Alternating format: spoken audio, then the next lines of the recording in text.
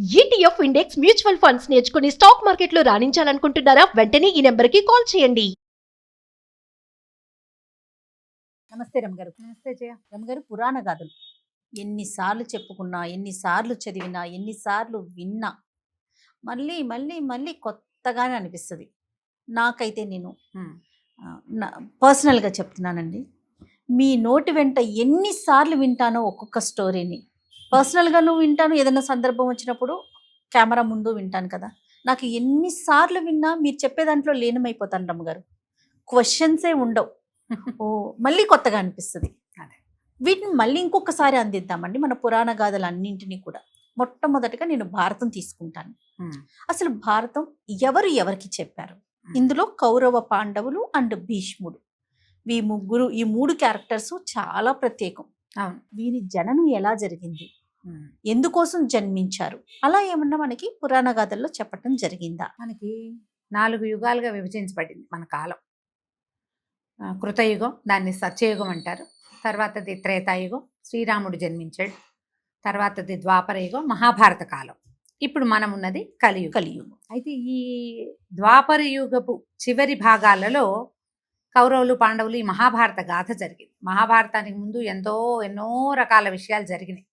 మహాభారతంలో ప్రస్తావించబడిన చాలా కథలకి మూలాలు కృతయుగంలోనే పడినవి కూడా కొన్ని కనపడతాయి. కొన్ని మూలాలు ఉన్నాయి. మహాభారతంలో కనపడే 1-2 క్యారెక్టర్లు త్రేతాయుగం నుంచి వచ్చి ఆంజనేయ స్వామి ఉన్నాడు మహాభారతంలో. ఈయన ఎక్కడివాడు? ఆ యుగంలో పుట్టల, ద్వాపర యుగంలో పుట్టల, త్రేతాయుగం నాటివాడు. అంటే ముందు యుగపు ఆనవాళ్ళు కలిగే ఉన్నాయి. అయితే ఈ చివరి భాగంలో ఈ కలియుగానికి దగ్గరలో ఉండేసరికి కలి ప్రభావంతో కొంతమంది జన్మించారు ఈ మహాభారత కాలంలో. కలి ప్రభావం కొంత కనపడుతుంది. ఇప్పుడు మామూలుగా చూడు, ఏదైనా ఒక 2-3 విషయాల గురించి చెప్పేటప్పుడు మొదటి విషయపు ఎండ్కి వచ్చేసరికి రెండో విషయం తాలూకు ఆనవాళ్ళు కొన్ని వస్తూ ఉంటాయి కదా. అవును, కొన్ని గుర్తులు కనపడతాయి. తర్వాత అది ఏం స్టార్ట్ అవబోతోందో అది కనిపిస్తుంది. మనకి ఋతువుల్లో కూడా ఆ తేడా కనపడుతుంది. అట్లాగే ఈ మహాభారతము ఈ ద్వాపర యుగపు చివరి కాలంలో జరిగింది. ఈ చివరి కాలంలో జరగటం వల్ల కలియుగపు పద్ధతులు, విధానాలు కొన్ని అంతా కాదు, కొన్ని ద్వాపర యుగపు పద్ధతులు ఉన్నాయి, చిన్నవి ఇది కలియుగపు లక్షణము అని కనపడేలాంటివి కొన్ని కనిపిస్తాయి. ఇది ఇందులో ఉన్న ప్రత్యేకత. అయితే ఈ మహాభారతాన్ని, ఈ కథ అంతా జరిగిపోయాక కురుక్షేత్ర సంగ్రామం అయిపోయిన తర్వాత కౌరవులంతా మరణించారు. దాదాపుగా 18 అక్షౌహిణుల సైన్యం యుద్ధం చేస్తే 15కు పైగా చనిపోయారు. అందులో ప్రముఖులు మిగిలిన వాళ్ళు చాలా తక్కువ మంది, పెద్దవాళ్ళు ఎవరు మిగల్ల. ఇలా మేక అందరూ పోయారు మొత్తం. ఈ పోయిన తర్వాత ఆయన వీళ్ళని, పాండవులని గద్దెక్కించాక ఆయన తపస్సు చేసుకోవడానికి వెళ్ళిపోయారు.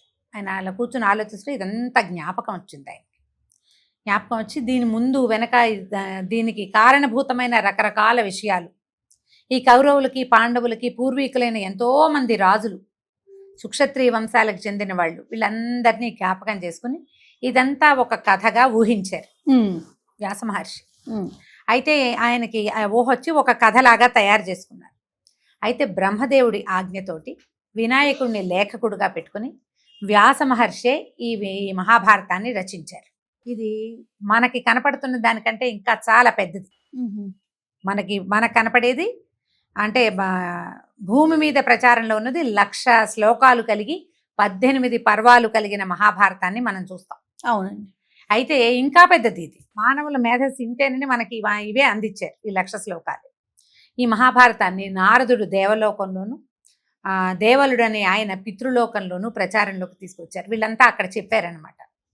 అయితే ఈ మహాభారతపు చివరి ఘట్టాలలో, అంటే మన యుద్ధం అయిపోయి ఈయన భారతం అది రాసేసిన తర్వాత పరీక్షణ్ మహారాజు ఆయన చనిపోవటము, తర్వాత ఆయన కుమారుడైన జనమేజయుడు రాజ్యానికి రావటం, అతడు సర్పయాగం చేశాడు. మనం సర్పయాగం కథలు చెప్పుకున్నాం కదా. అవునండి. 4 ఎపిసోడ్లలో సర్పయాగం కథలు ఉన్నాయి మన దగ్గర. ఎవరైనా ఆసక్తి కలిగిన వాళ్ళు ఉంటే సర్పయాగం కథలు తీసుకుని చూడొచ్చు, వినొచ్చు. ఓకే.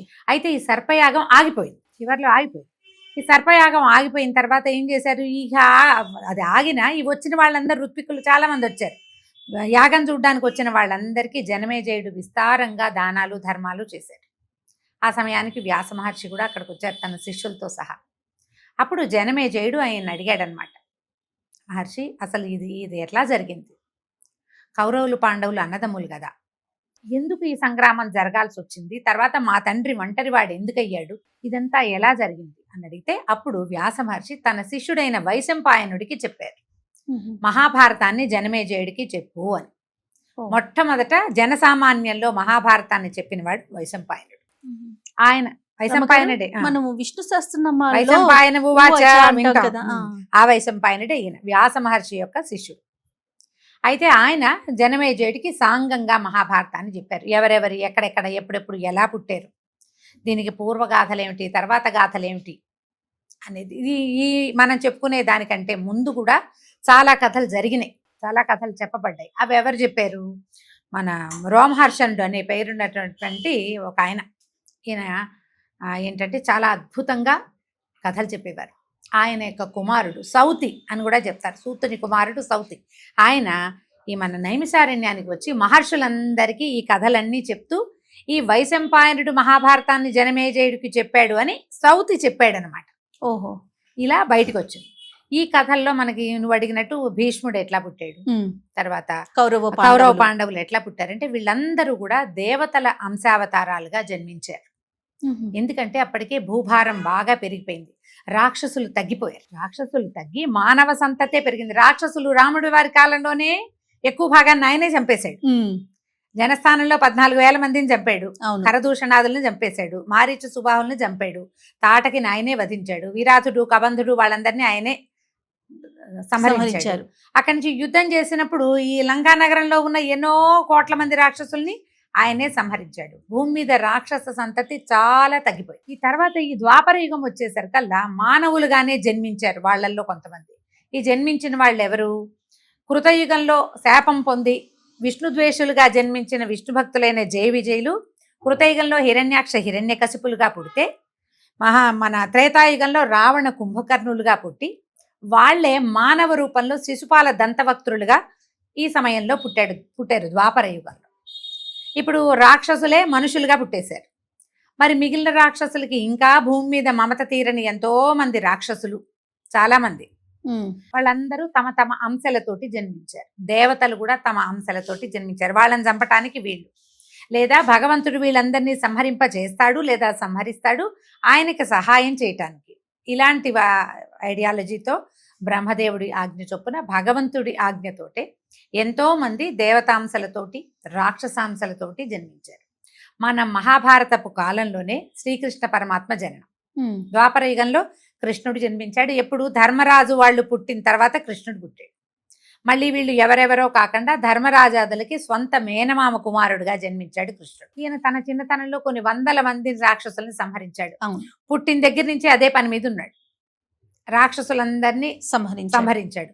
తర్వాత కలి ప్రభావంతో జన్మించిన వాళ్ళని, ఈ కలియుగపు ఆనవాళ్లు కలిగి ఉన్న వాళ్ళని, కొంత రాక్షసాంశలు కలిగిన వాళ్ళని, లేదా రాక్షస సంతతిగా జన్మించిన వాళ్ళని, వీళ్ళందరినీ ఆయన తను స్వయంగా చంపకుండా పాండవులతోటి చంపించాడు. ఇదే మొత్తం మహాభారత గాథ.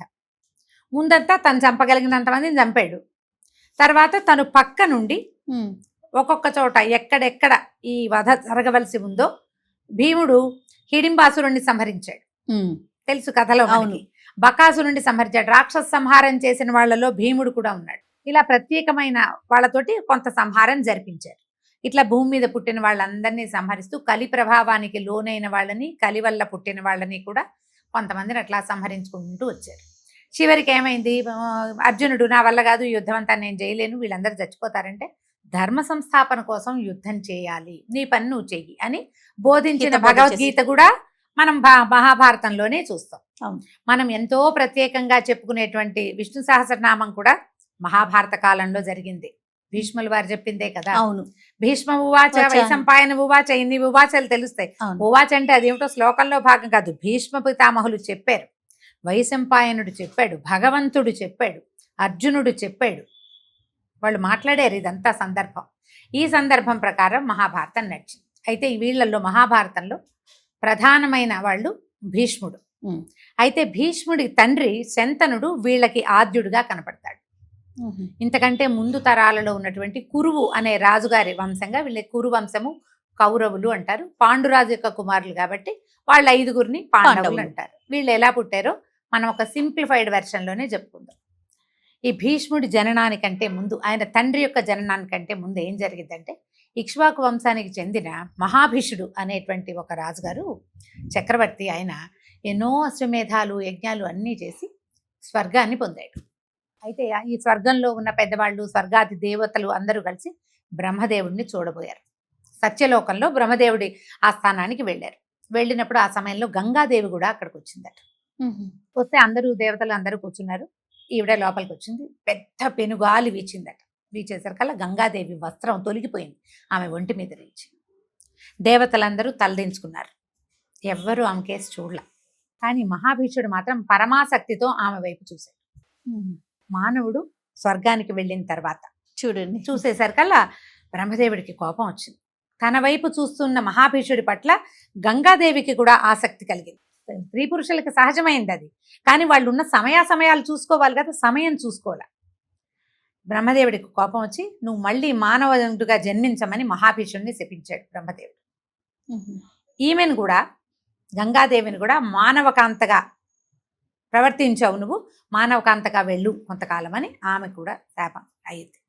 అయితే ఈ మానవకాంత గట్టిగా అనలా, కానీ ఆమె మానవకాంతగా జన్మించవలసిన అవసరమే, ఆమెకు మహాభీషుడు కావాలి. సరే, మహాభీషుడు పరిపరి విధాలుగా బ్రహ్మదేవుడిని ప్రార్థించి, నన్ను ఎవరో ఒకళ్ళ దగ్గర జన్మించేలాగా చెయ్యొద్దు, భూలోకంలో కురువంశానికి చెందిన ప్రతీపుడు అనే అద్భుతమైన రాజు ఉన్నాడు, అతని కడుపున అతని గర్భవాసాన జన్మించేలాగా వరం ఇవ్వమని కోరుకుని ఆ వరాన్ని పొందాడు. మహాభీషుడు ప్రతీపుడికి జన్మించబోతాడు. అయితే ఈ గంగాదేవి అతని మీద వ్యామోహంతో ఆలోచించుకుంటూ వెళ్తుంటే, ఆమెకి దీనవదనాలతో అష్టవసువులు అని 8 మంది వసువులు కూడా దేవతలు, వీళ్ళు 8 మంది అన్నదమ్ములు. వాళ్ళు ఎదురుపడి చాలా ఇదిగా ఉన్నారు. అప్పుడు వాళ్ళు ఏమని చెప్పారంటే, అమ్మ, మా వశిష్ఠుని శాపం వల్ల మేము భూలోకంలో జన్మించడానికి పోతున్నాం.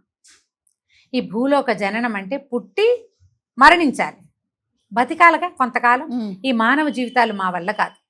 నువ్వు ఎలాగూ భూలోకంలో జన్మిస్తావు, మహాభీషుడు ప్రదీపుడి గర్భాన జన్మిస్తాడు, నువ్వు అతన్ని వివాహం చేసుకో, మేము 8 మంది నీ గర్భాన పుడతాం. ఓహో, మమ్మల్ని పుట్టగానే గంగలో పడేసి చంపేసి, మేము పుట్టిన శాపము తీరిపోతుంది, మా దారిని మేము మా వసులోకాలకి చేరిపోతామని బతిమలాడారు.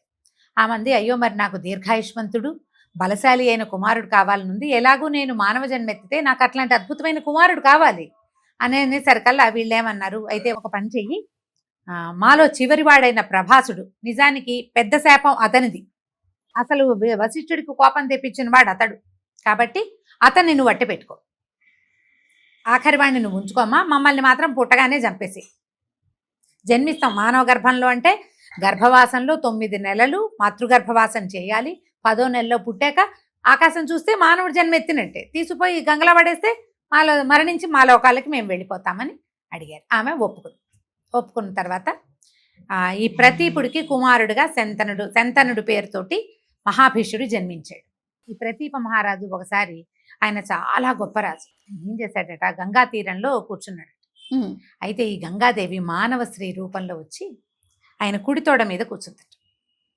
ఆయన హాస్పిటల్ వేసుకుని జపం చేసుకున్నారు, కూర్చుని నన్ను వివాహం చేసుకోమని అడిగేసరికల్లా ఆయన ఏమన్నాడు, అమ్మా, నేను వివాహితుణ్ణి, ఏకభార్య ఉద్దేశంలో ఉన్నవాడిని, నేను ఏకపత్ని వ్రతుణ్ణి, మళ్ళీ వివాహాలు అవి నేను చేసుకోను, కాకపోతే భార్య అయిన వాళ్ళు ఎడమ తోడ మీద కూర్చోవాలి, నువ్వేమో కుడితోడ మీద కుమారులు కూర్చునే చోట కూర్చున్నావు, కాబట్టి నువ్వు నా కుమారుణ్ణి వివాహం చేసుకుందు కానీ, నా కుమారుడు పుట్టాక అతన్ని వివాహం చేసుకునే ఏర్పాటు నేను చేస్తాను అని చెప్పాడు. గంగాదేవి వెళ్ళిపోయింది. కొంతకాలానికి ఈ మహాభీషుడు ప్రతీపుడు అనే మహారాజు గారికి పుట్టాడు. ఆ పుట్టిన కుమారుడికి శంతనుడు అని పేరు పెట్టారు, తెలిసిందే కదా. అయితే ఈ శంతన మహారాజు కొంతకాలానికి పెద్దవాడైన తర్వాత ప్రతీప మహారాజు తను భార్యతో కలిసి అడవులకు వెళ్ళిపోతూ రాజ్యం ఆయనకు అప్పచెప్పి, నాయన, గంగా తీరంలో ఒక యువతిని చూశాను, ఆమె నా కోడలు కావాలని నా కోరిక, ఏ ప్రశ్నలు వేయకుండా ఆమెను వివాహం చేసుకో, ఆమె కనుక నీకు కనపడితే ఆమె కోరిన కోరిక తీర్చు అని చెప్పాడు.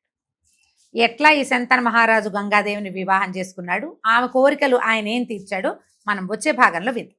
తప్పకుండా రమ్మగారు. నమస్తే. నమస్తే.